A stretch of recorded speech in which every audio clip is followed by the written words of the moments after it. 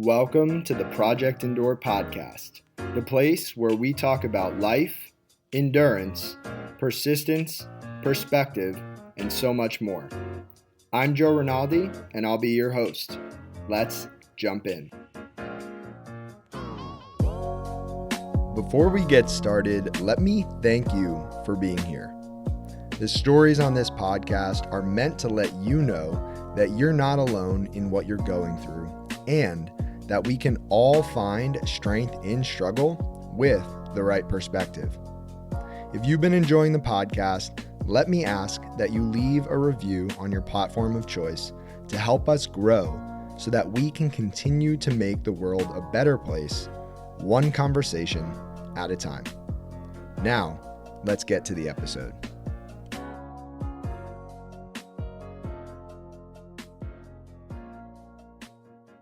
Welcome back to the Project Endure podcast, episode 45. We have myself, Joe Rinaldi, in a bathroom, I'll explain, and we have a very, very, very special guest in Ocean City, New Jersey, Luke O'Brien. Luke, what's up, man? Hello, what's up? Not much, dude. As you know, you're on my toilet. I am sitting on the ledge of the shower, but my wife and I moved this week. So there's only Wi-Fi still in the apartment and it's super echoey. So we're in the bathroom, we're making it work. And I wanted to tell a quick story before I let you introduce yourself. Congrats on the house, by the way. Thank you, man. It was, talk about endurance. It was a long process, Yeah. but it all worked out and we're super excited. You and I got connected through Danny Gevertz, who was on episode 35 of the podcast. And Danny was supposed to be the videographer for Michaela and I's wedding, but then COVID happened and he moved to Hawaii. So he connected me with you via email. That was the first time we quote unquote met. But I don't think at the time I was really ready to nail down a videographer because we didn't know what the plans were. And then I'm pretty sure I reached back out to you like 3 weeks before the wedding reception. And you were so game. You were like, I'm there. And then you came and you gave me like a cool high five and you looked at me, you were like, we're going to be friends. And we've been friends ever since. So with that being said, tell the audience a little bit about yourself. Well, I'll first just say too, when anyone comes by way of Danny Gevertz, I will drop whatever I'm doing to try to fulfill some sort of duty. In this case, it was your wedding video, and I was like, "This is Danny's friend. Like, I'm doing this." I didn't know how great of a human you were.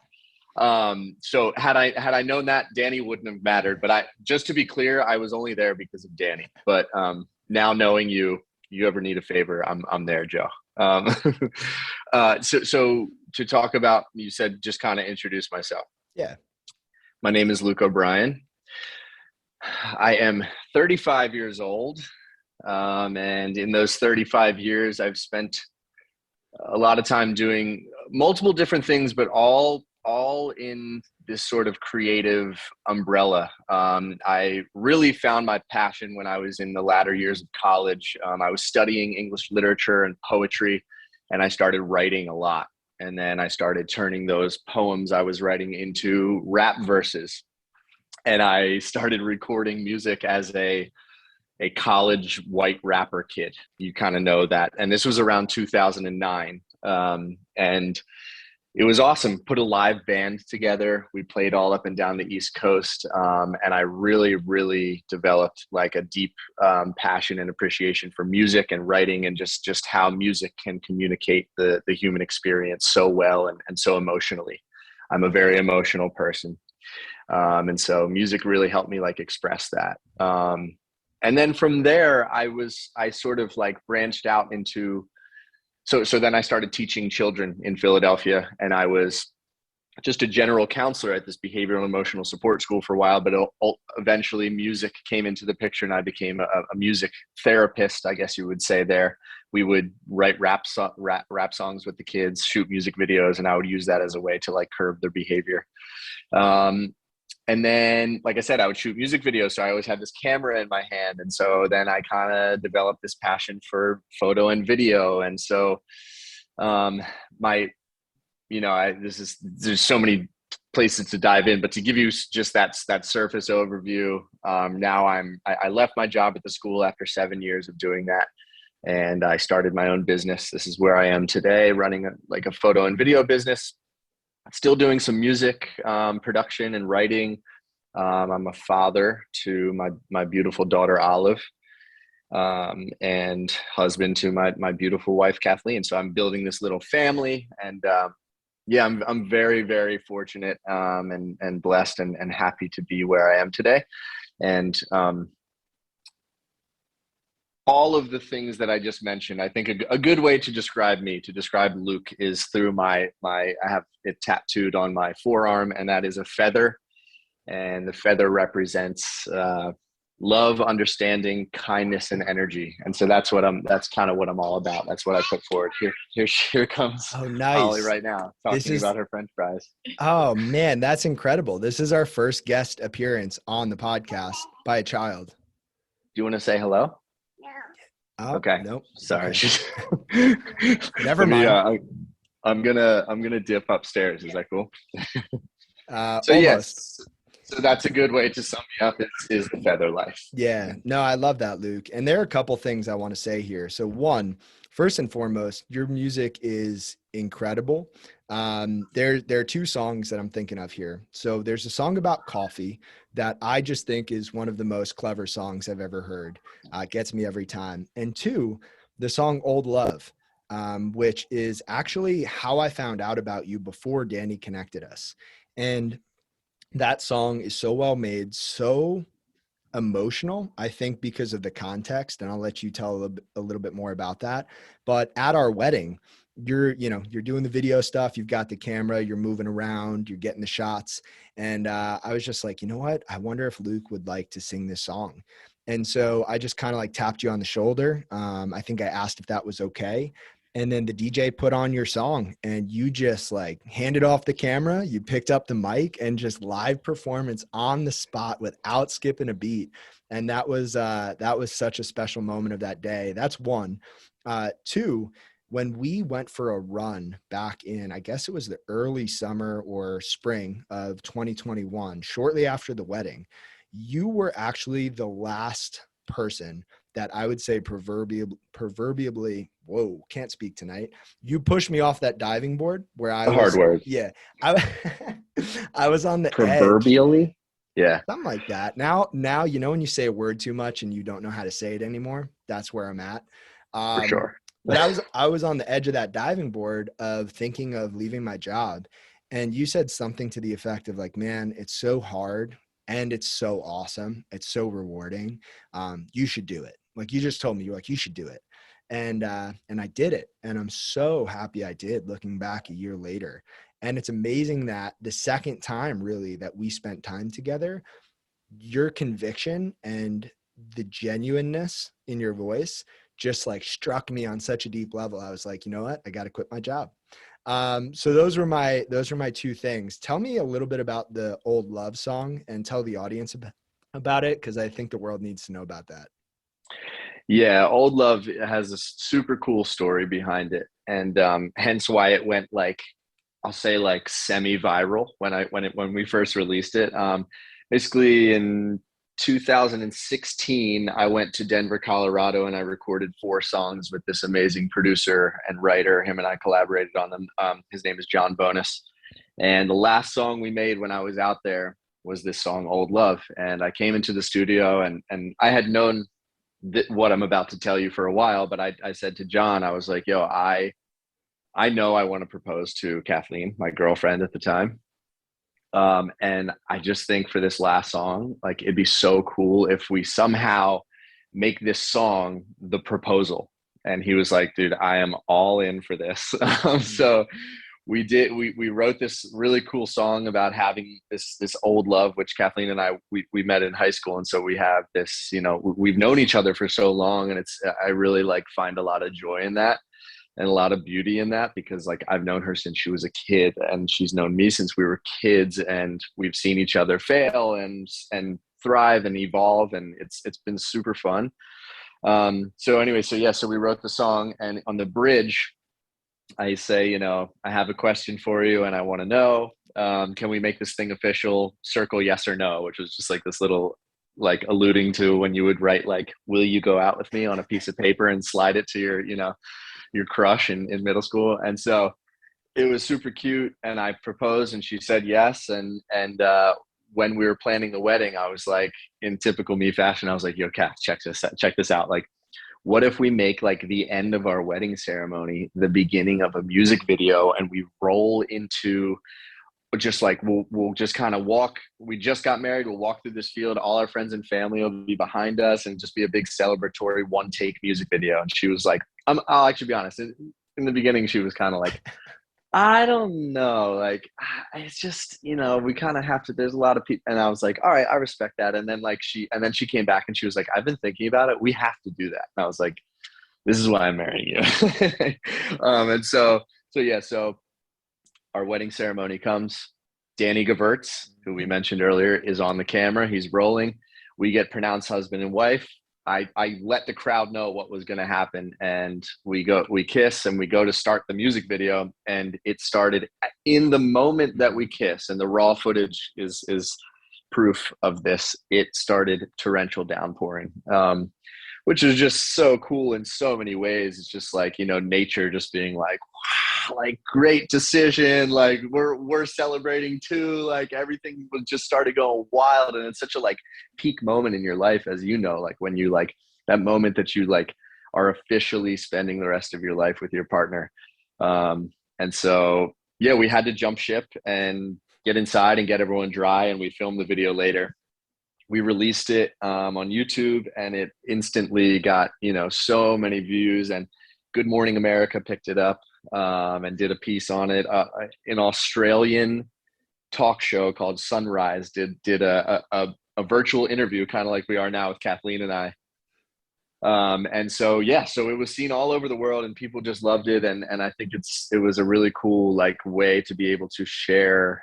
I was thinking about this today, how like my music is, it's wholesome, and it's a reflection of like my values. And like, I think that like, marriage is such a sacred thing. And when you can find a partner and be loyal and have a healthy, communicative, team mentality about your marriage, then it's like the greatest thing in the world. And like you said, you used this earlier, which is sort of the theme of Project Endure. It's hard, but it's so rewarding.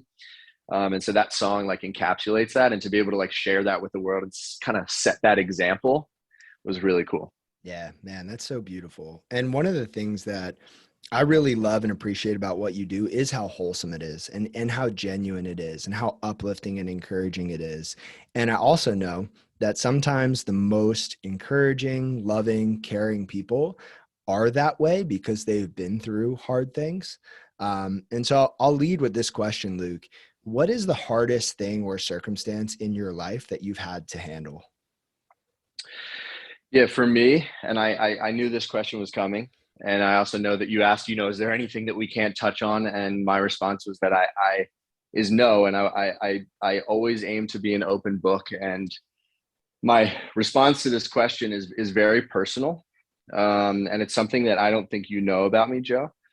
But it was the most difficult thing that I had to deal with, and that was really learning about who I was when it came to my sexuality over the years.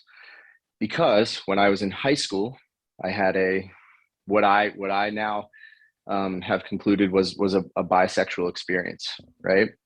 And that was very confusing for me. Like, you have to put it in perspective. We live in a very different world now, but I graduated from high school in 2005 when the word faggot, which was just tossed around. Like it was commonplace.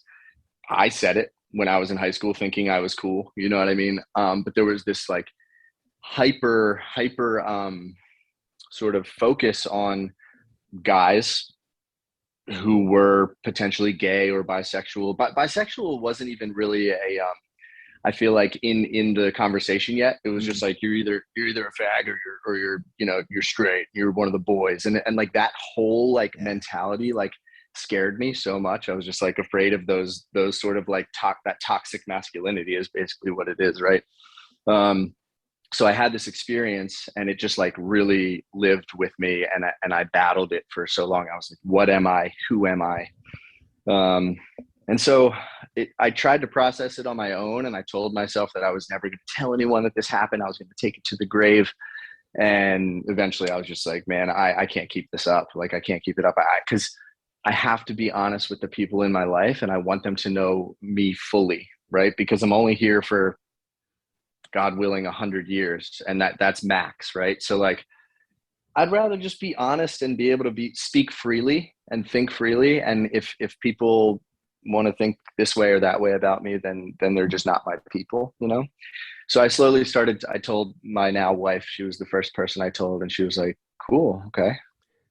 I was like, yeah, that's it. Like, you're not going to like break up with me. You don't think I'm like, you know, a weirdo or whatever. Like, and she was like, no, like, tell me more, you know, like, let me see all of you.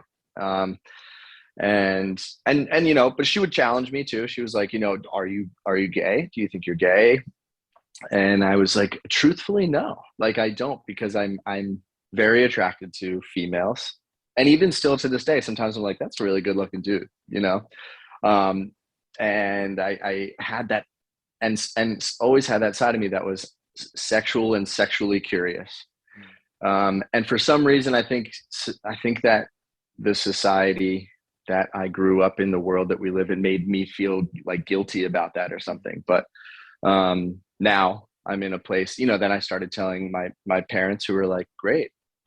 You know, like, Yeah. it's always so much bigger in your head than it is to anyone else. It's the mountain is tallest in your mind, and no one else, everyone else just sees it as like a little hill, and they're like, okay, like, what do you you know?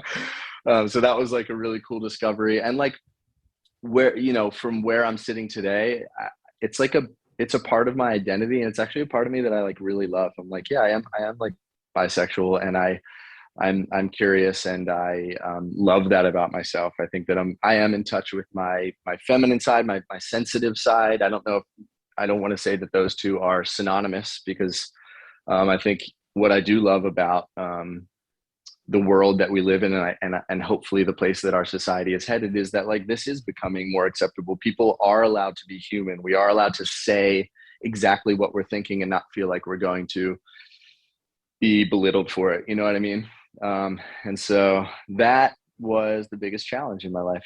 Man, yeah, I did not know that about you. And it's so interesting. I had a very, very similar conversation with another guy that I look up to and admire as a friend, as a mentor, Zach Gabor, episode 27.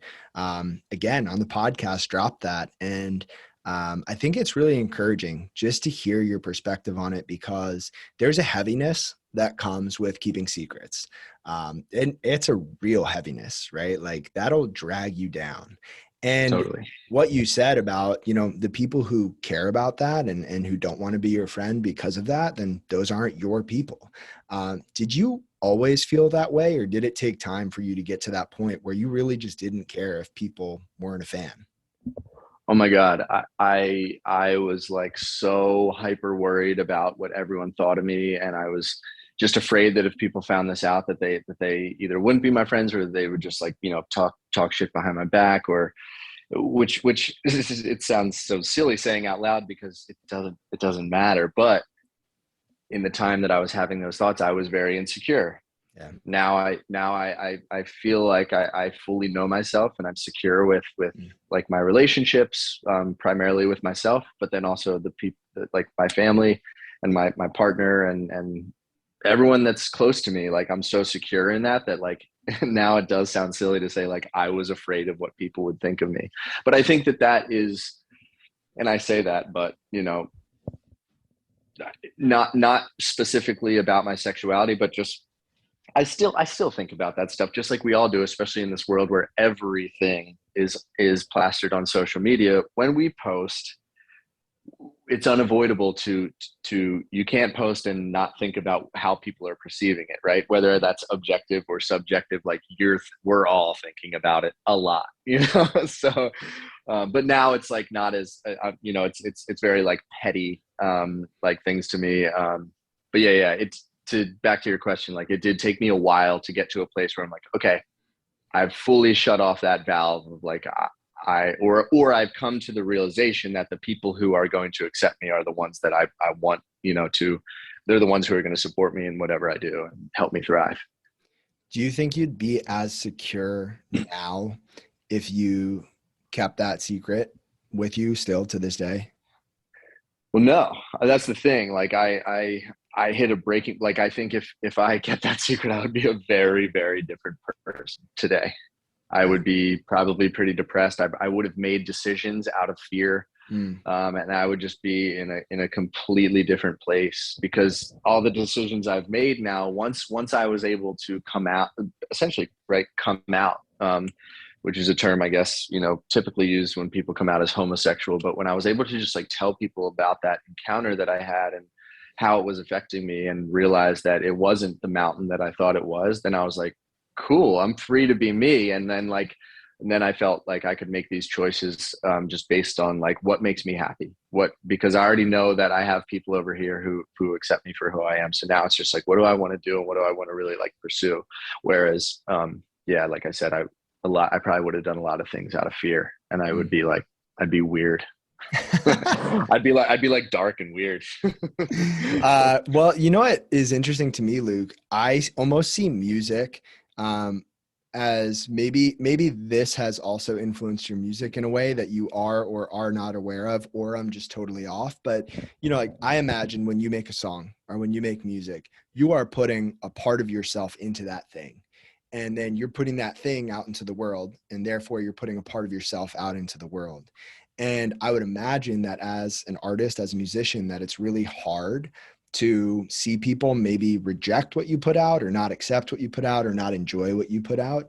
Do you think this experience of getting to that place of, you know, I don't care what people think about my sexuality, has that helped you also in music not care about what people think of your art?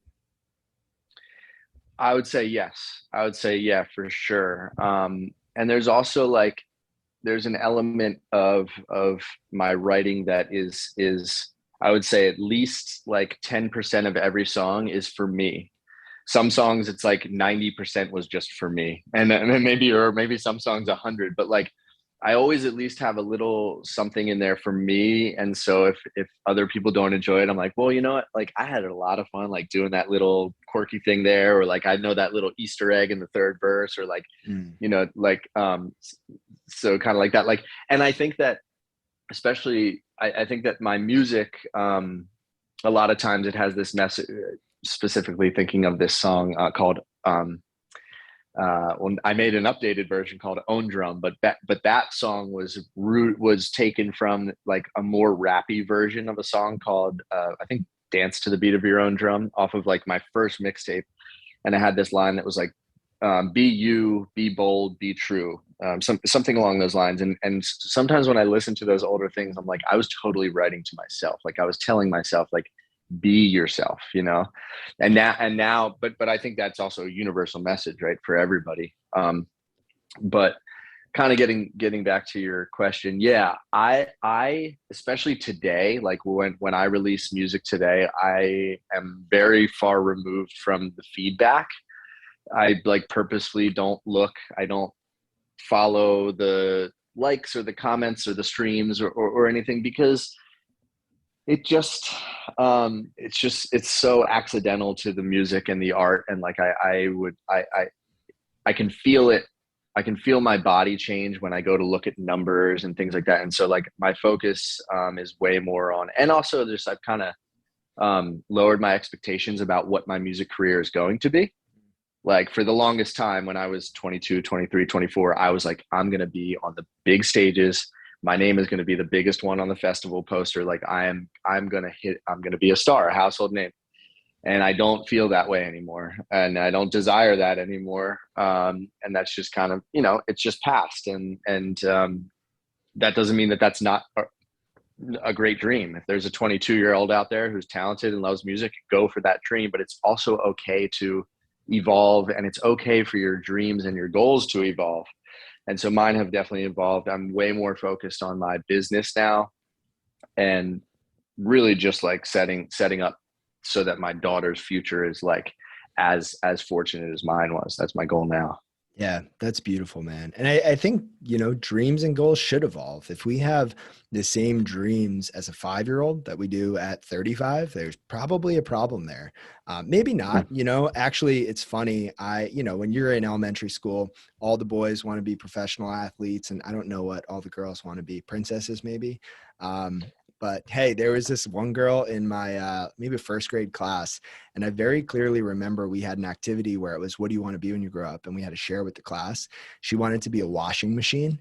And I I think, love that answer. right. And like maybe she does like do her laundry now, but it's probably healthy that goal evolved, right? For sure. So, Yeah, but I also want to know like what was going on in her mind. Like what did she love about washing machines? Or like it'd be so cool if like you found her today and she owned a laundromat or something, like, and had like a really successful business around washing, or maybe like designed the oh, next man. washing machine. Like You know I what, love man? that. She was one of those people that in elementary school moved away, and you kind of like forget what their name was and kind of like forget. But I should track her down and get her on the podcast. That would be really interesting. Just to see like, yeah, because at such a young age to have such an interesting answer, I would love to know like how her mind works now. Maybe she owns a laundromat. I don't know.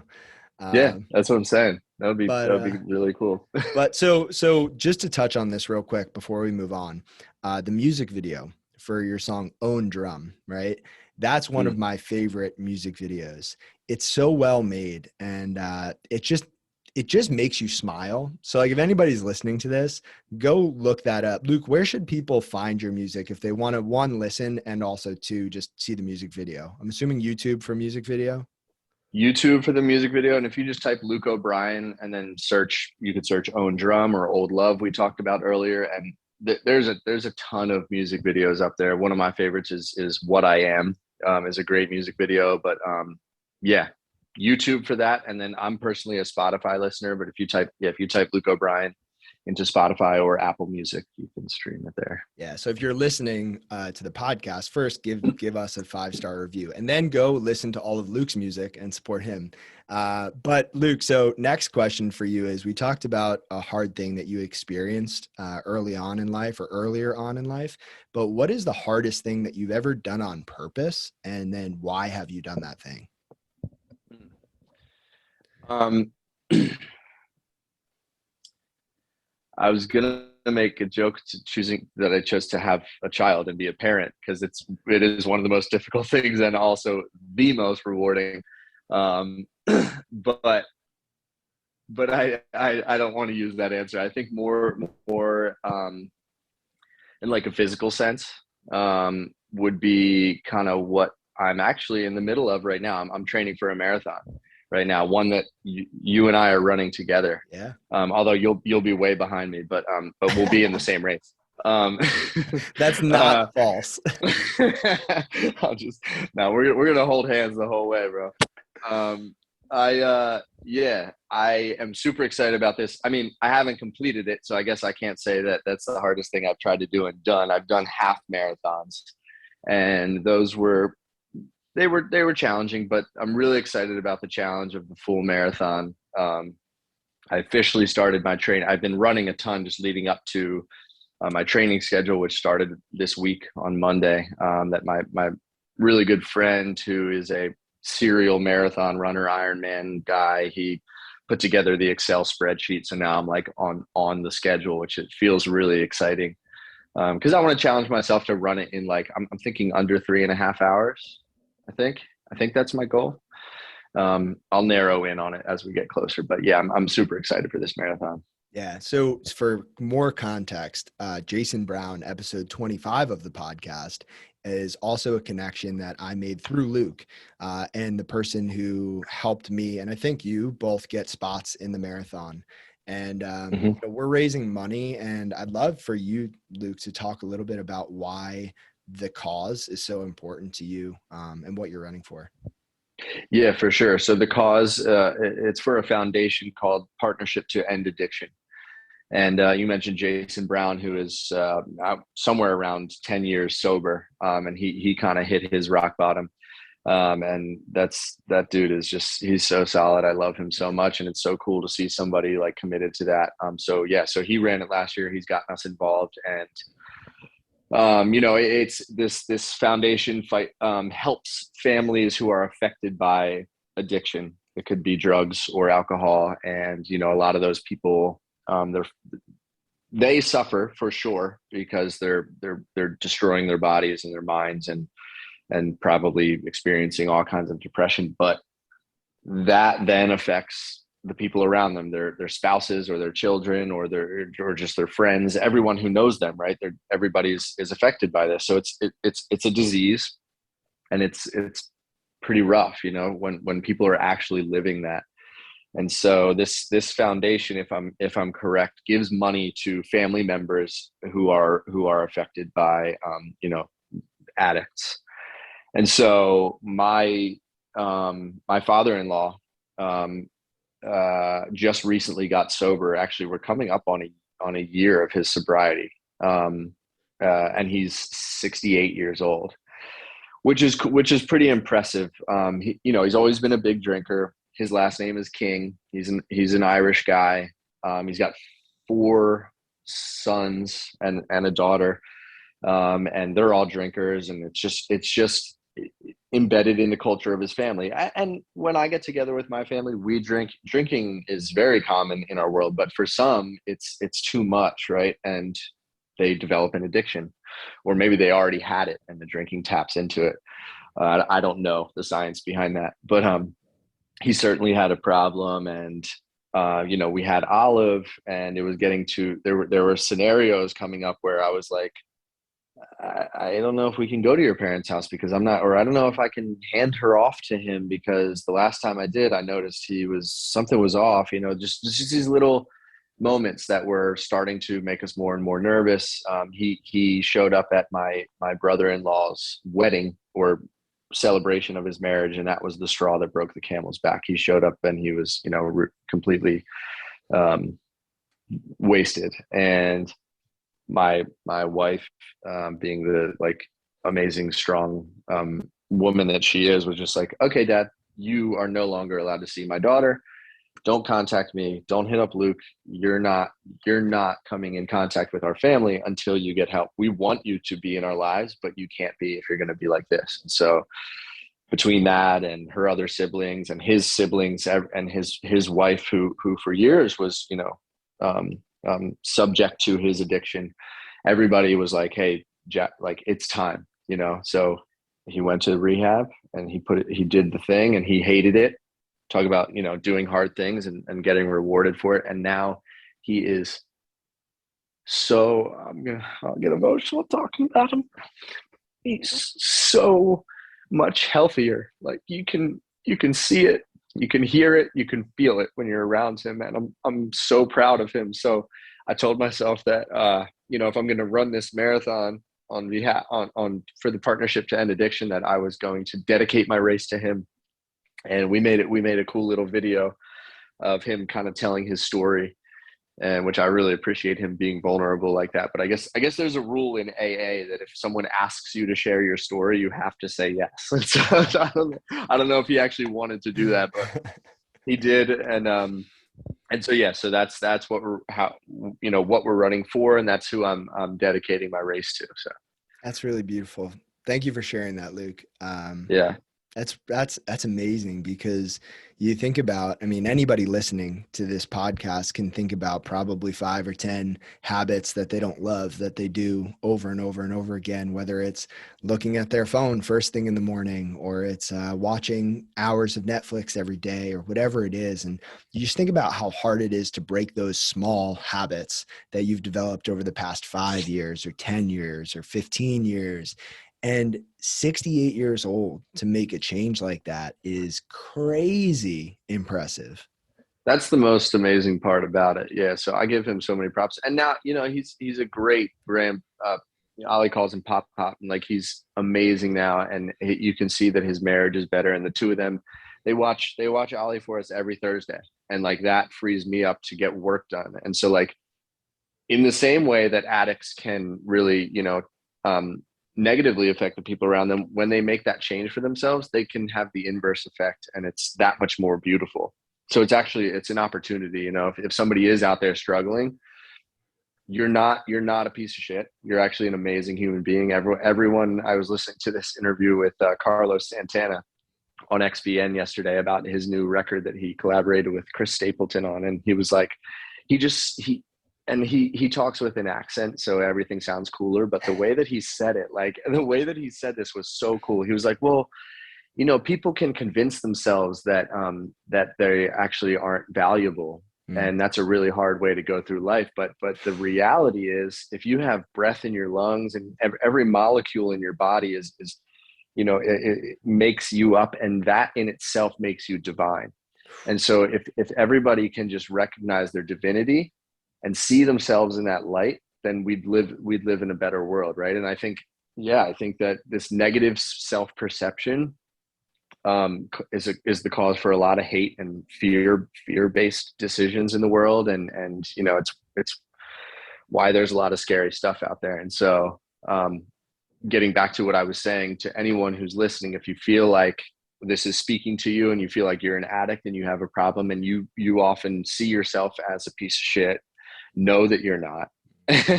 And just tell somebody tell somebody, hey, I feel shitty, and I want to start having the inverse effect on people. I know that I'm negatively affecting the people around me, and I want to be different.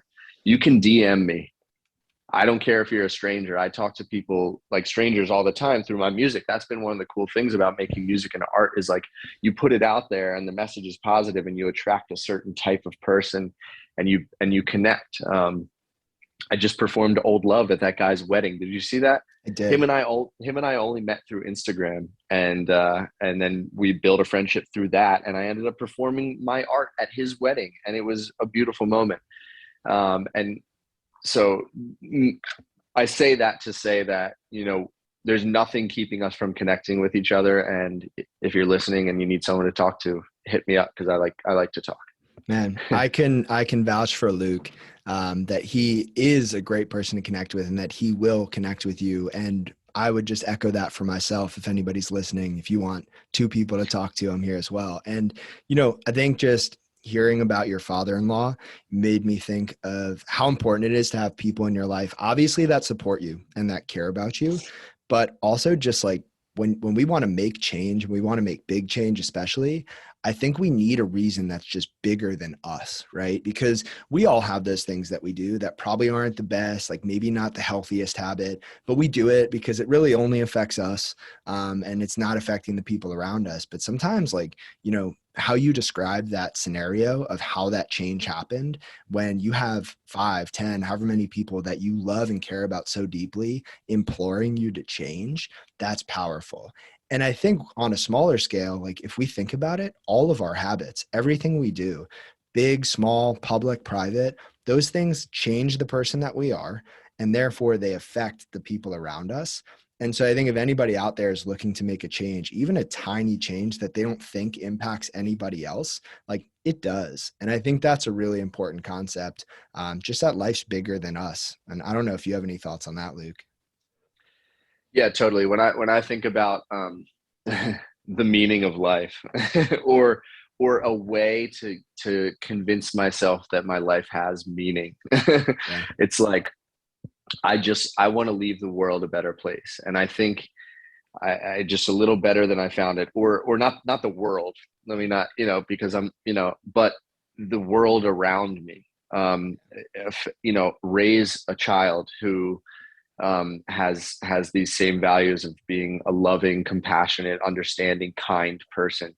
That's why I love teaching so much, is because I was, teaching kids who I don't want to generalize, but I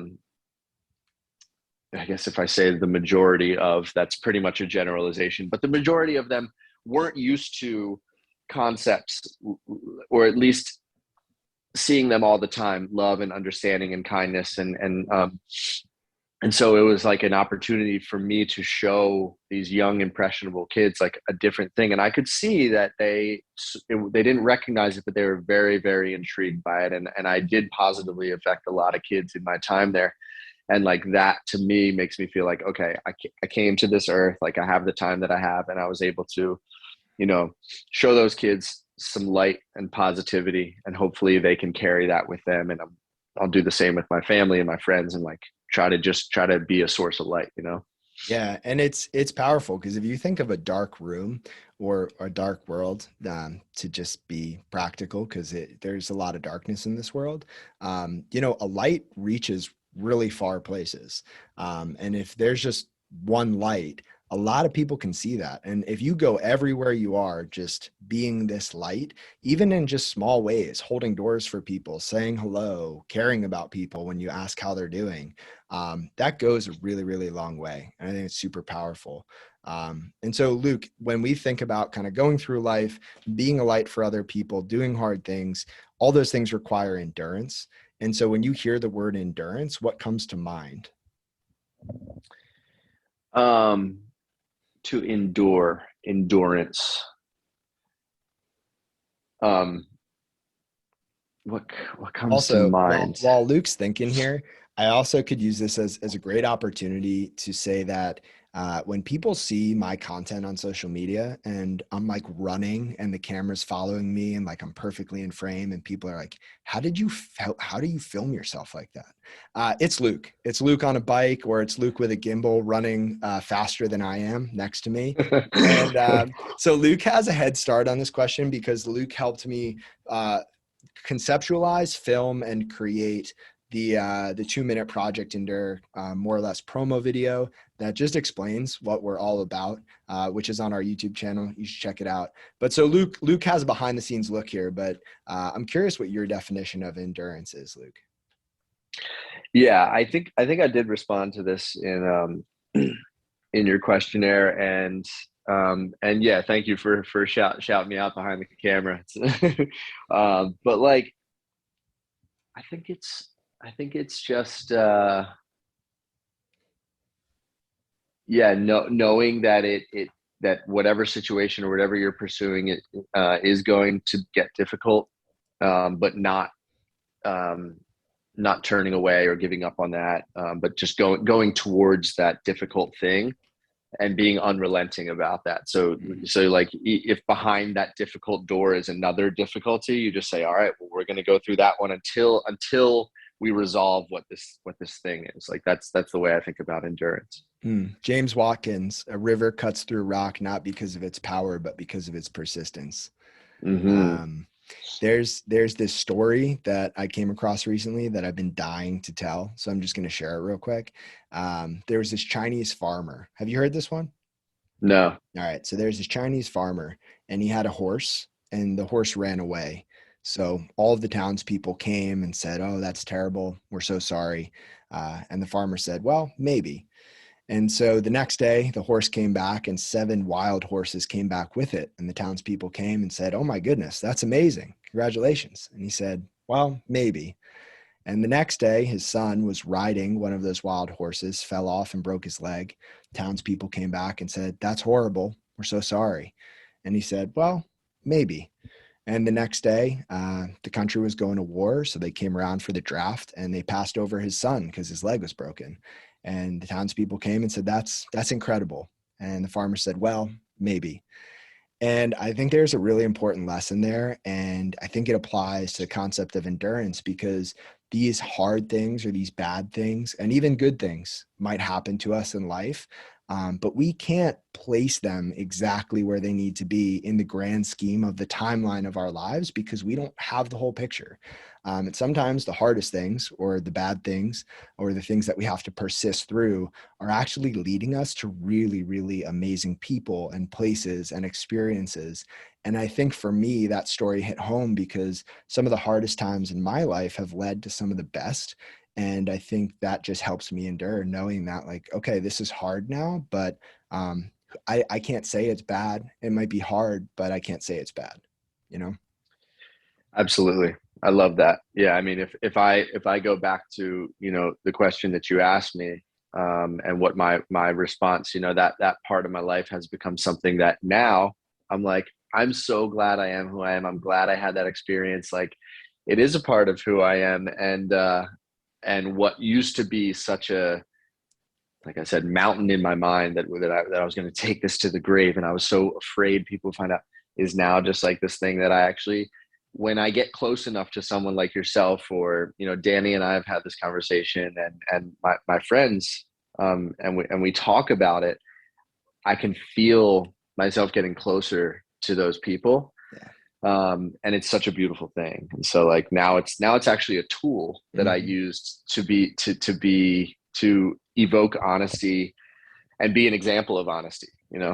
Yeah. And one of my favorite things about this podcast in general is that, when I get to listen to people talk about these hard things in life, I do feel like it brings me closer to them. And I hope people on the other end of the podcast, both speaking, so the guest and the people listening, can feel a sense of closeness, because to me, vulnerability, being vulnerable, that is how you form deep, meaningful relationships. And to your point earlier in the podcast, Luke, I think if we were just all a little bit more open, honest, vulnerable, I do think the world would be a better place, and people would feel a little bit more free, a little bit lighter. So I appreciate you sharing your I agree with vulnerability. that. Yeah, man. Thanks, man. Yeah. All right. So as we land this plane, I've got one more question for you. And this one is really close, near and dear to my heart, because I've been in that dark season where I've needed somebody to speak some wisdom, some encouragement into my life. And I'm so grateful that I had those people at that time. But I also want to acknowledge that there are people out there who truly do feel alone, and they might not have the most supportive families or friends or people in their circle. And so, if there's somebody out there listening to this podcast right now and they're going through a really hard season, a dark season, they're confused, they're lost, they're not sure what to do, and you're going to speak directly to them in just a second, what would you say to that person? Yeah. um, it's hard because I feel like it is pretty nuanced. Like, everyone, that person's situation is so specific to them. Mm-hmm. And so if I were to sit here and say something like, hey, it's going to be okay, like, that person would probably get even more upset, because they'd be like, fuck you, man. Like, I don't know if I can I? Oh, yeah. I've Oh, already yeah. cussed. You're good. Okay. You're good. Because it's just like, in their mind, that feels unrealistic. And so I don't know. I would want to really talk to them. Obviously, yes, like, no, you're not alone. And like I said earlier, hit me up, because I think that is a key. It's having someone to talk to, where you can actually, like, get into those cracks and crevices of what's really making you upset. Because you might have a friend, um, who you're close enough with that they know you're sad, Mm-hmm. but you don't feel close enough with them where you can actually say, like, well, here's specifically why, and get really into those, Mm-hmm. the like I said, those nooks and crannies. Like, there's actually this great commercial out right now for um what's, like, the, like, DoorDash or something Mm-hmm. like that.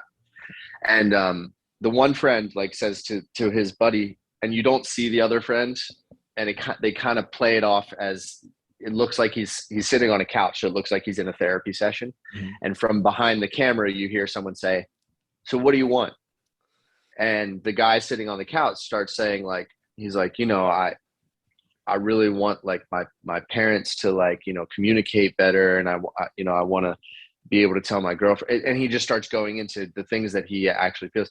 And then it cuts. You see the guy who was asking him the question, and he's got his phone in his hand. He was like, "I just meant, like, do you want to get Thai or Chinese?" Like, and then, like, at the end, it's saying, like, need someone to talk to. Here's, I think it's maybe Yeah. betterhelp.com or something like that. But yeah, okay. So here's the thing: find someone who you feel closest to, and challenge yourself to just spill the beans. Just say everything that is making you sad, and just put it out there. And see how you feel. That's such a great answer. Nobody said that. We're 45 episodes in. Nobody said that. And I do think that there are universal truths that people hold for themselves that can apply to most people in most situations. But you're right. It's so nuanced. And to speak to your point, I think the moments in my life where I felt the most frustrated in those hard seasons is when people say, you know, oh, it's just going to be okay. Like just keep going. And yes, that's valid for the most part. But I think the places and times that I felt most heard and understood is when somebody has looked me in the eye and say, Joe, I don't know what you're going through. I cannot understand that because I haven't lived that, but I'm here for you. Yeah, And that alone is incredibly powerful, you know? for sure. For sure. So yeah, I would say find someone that you feel closest to and surprise them, like shock them with how sad you are. Tell them really how sad you are and let them hear. Ooh, wow, Yeah. that's powerful. Yeah. Well, Luke, I appreciate this a whole lot, and I want people to be able to connect with you. I want people to see your work, see your art, hear your music, and just experience some of your light. So, where's the best place outside of Spotify, outside of YouTube, where people can find you and connect with you? Yeah, Instagram is a place that I go on. I try to make my posts and get out. You know, don't get me wrong. I get trapped in doom scrolling too. But yeah, Instagram. I have two pages, from one for my music and it's Luke O'Brien Music, and one for my photo and video, which is Luke O'Brien Creative. And feel free to DM me or whatever. And then also Luke O'Brien Creative at Gmail is also a way to connect. Where like I don't know that first. It's so funny how like different apps have different like levels of you know what I mean, like each one Yeah. has like a characterization of the types of conversations you have on them. Instagram I feel like is a little more touch and go, just kind of shallow, like yo bro I really like your song, yo thanks for listening, tell your great cool boom. But like if I get an email from someone I feel like I'm like what is this. So like I said earlier, if you really want to talk, like email me lukeobriencreative@gmail.com, and yeah, let's grab a coffee or set it up because I Beautiful. love coffee. I know you love coffee, man. Well, I made a Luke, song about Luke, it. and that song, honestly, I can't say enough how much I appreciate how clever you are with some of your music, really with all of your music, but that's got a comedic spin on it. So Yeah, that's one of my favorites. I'm But super clever, man. I'm really underrated with the cleverness. People don't know, but it's all good. It's not about the ratings, like we said. So it's just hey, listen, I'll just keep making it. I want you to drop that line in that song. You don't have to sing it, but what is the line about the buns in the coffee song? You know what I'm talking about? Um, I think that's Boyder. I think that's Boyder's verse. oh, is it? Oh, that's not Is it? you? Yeah, well, just Yeah. say it. Say it out loud he's because I love it. he's he's more clever than I am. Is that him? What does he say? I think that might be. It's like I don't need buns. I got a pair in my jeans, but I forget what Yeah. comes before that. Yeah. Something about beans, coffee beans. Yeah, I Yeah, don't know. yeah. Let's So go listen to the song. go listen. All right, Luke. Well, hey, enjoy the beach, man. Thank you so much for this conversation. I appreciate you a whole lot. Thank you, Joe. I appreciate you. If you enjoyed this episode of the Project Indoor podcast, go ahead and subscribe, leave a review on your platform of choice, and share this episode with a friend. It helps us get more conversations like this out to more people like you. We appreciate you, and we'll talk to you next time. And one more thing. If you're looking for a community of people all striving to be better together, check out the Project Indoor Hard Things Club. The link is in the description below. We'd love to have you.